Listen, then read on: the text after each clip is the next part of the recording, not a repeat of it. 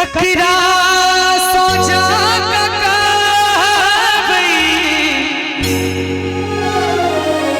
ककरा सोचा दिल की बात के दिव्या जरा कनई छी सजना की याद में दिव्या जरा कनई छी सजना की याद में दिव्या जरा कनई छी सजना की याद में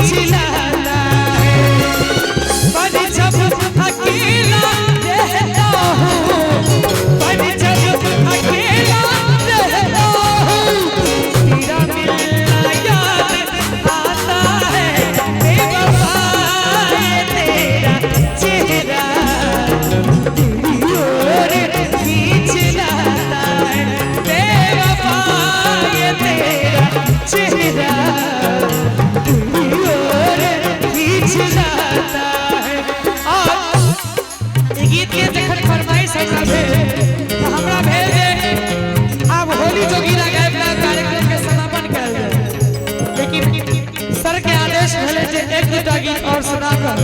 बोले जोगिरा के कार्यक्रम के तखन समापन करें। ये गीत बड़ा दिन के बाद आई हम के लिए हैरान हूँ मैं आपकी जुल्फों को देख के हैरान हूँ मैं आपकी जुल्फों को देख के